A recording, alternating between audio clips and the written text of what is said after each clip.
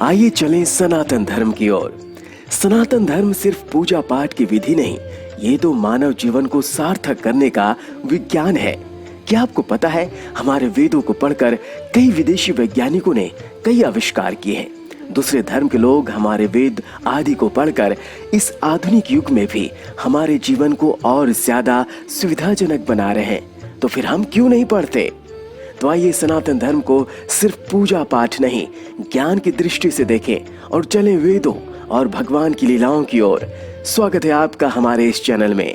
अगर आप हिंदू धर्म के गुण रहस्यों को जानना चाहते हैं, इस धर्म के विज्ञान को जानना चाहते हैं, आज के इस आधुनिक युग में भी सनातन धर्म आपको प्रगति के पथ पर ले जा सकता है, तो प्लीज हमारे चैनल को लाइक कीजिए, शेयर कीजिए, सब्सक्राइब कीजिए और हाँ, बेल आइकन को जरूर दबाइए ताकि इसी प्रकार के ज्ञान का नोटिफिकेशन सबसे पहले आप तक पहुंचे। शुरुआत करते हैं भोलेनाथ से। सावन का महीना है, तो ऐसे में भोलेनाथ से जुड़े प्रसंगों को जान लें तो पुण्य के क्या कहने। भगवान शिव ही ओमकार हैं, वही सत्य है, सृष्टि उन्हीं से ही चलायमान है और वे ओंकारेश्वर ज्योतिर्लिंग के रूप में मध्य प्रदेश के इंदौर में विराजित है। जी हाँ दोस्तों, और आज हम आपको बताएंगे ओंकारेश्वर ममलेश्वर ज्योतिर्लिंग में किस तरीके से रोज आते हैं भोलेनाथ और माता पार्वती। क्या आपको यकीन नहीं हो रहा है? हमें भी नहीं हो रहा था, लेकिन वास्तविकता तो वास्तविकता है। सत्य कई बार कटु होने के साथ साथ चमत्कारिक भी होता है और ये सत्य चमत्कार से ओतप्रोत है। जी हाँ, कहते हैं यहाँ भोलेनाथ और माँ पार्वती रोज आते हैं, जिनका प्रत्यक्ष प्रमाण आज भी भक्तों को देखने को मिल जाता है। आपको बता दें कि ओमकारेश्वर ज्योतिर्लिंग एक ऐसा तीर्थ है जहाँ साक्षात ओम के दर्शन होते हैं, जहाँ ओमकार की गूंज कण कण में सुनाई देती है, जहाँ नर्मदा और कावेरी जैसी नदियां मिलकर ओम आकार के टापू की रचना करती हैं।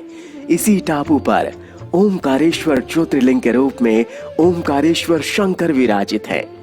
मध्य प्रदेश के इंदौर में स्थित ओंकारेश्वर और ममलेश्वर ज्योतिर्लिंग को भोलेनाथ के 12 ज्योतिर्लिंगों में चौथा ज्योतिर्लिंग माना गया है।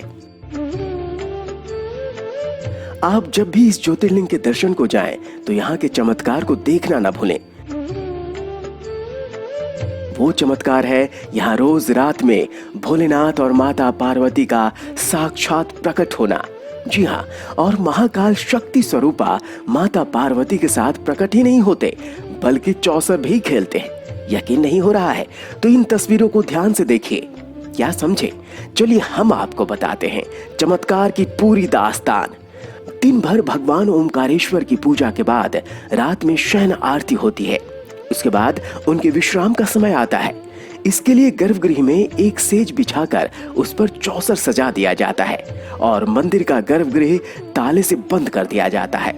मंदिर में कोई नहीं रहता सिवाय काट के, वो भी मंदिर के बाहरी गेट पर होता है।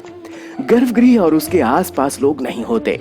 जब प्रातः काल में मंदिर के कपाट खुलते हैं तो गर्भगृह का नजारा देखकर हर कोई अचंभित हो जाता है। गर्भगृह में सजाया गया चौसर बिखरा हुआ मिलता है। ऐसा माना जाता है कि भगवान शंकर हर रात यहाँ शक्ति स्वरूपा माता पार्वती के साथ चौसर खेलते हैं। यही कारण है यहाँ चौसर बिखरा रहता है। मान्यता ये भी है कि यहाँ महादेव जगत जननी माता पार्वती के साथ सांप के वेश में आते हैं और चौसर खेलते हैं। चलिए आपको जाते जाते ये भी बता दें कि भगवान शिव यहीं पर ज्योतिर्लिंग के रूप में क्यों प्रकट हुए। तो शिव महापुराण में कथा का वर्णन मिलता है। कहा गया है कि एक बार नर्मदा के पावन तट पर विंध्य पर्वत ने भगवान शिव का पार्थिव लिंग बनाकर कई वर्षों तक कठोर तपस्या की। उनकी इस तपस्या से प्रसन्न होकर भगवान शिव प्रकट हुए। ठीक उसी समय देवतागण और ऋषिगण भी वहां पहुंच गए और भगवान शिव से अनुरोध किया कि यहाँ ज्योतिर्लिंग 2 स्वरूपों में बट जाए, और फिर भोलेनाथ देवताओं के निवेदन पर 2 स्वरूपों में बट गए, जिनमें एक ओंकारेश्वर और दूसरा ममलेश्वर कहलाया। तो दोस्तों, भोलेनाथ की लीला ही न्यारी है। तो बोलिए हर हर हर महादेव। महादेव का नाम लेकर प्लीज हमारे इस चैनल को लाइक कीजिए, शेयर कीजिए, सब्सक्राइब कीजिए, ताकि हिंदू धर्म के गुण रहस्य को आप जान सके। गर्व से कहिए, हम हिंदू हैं। जय सनातन।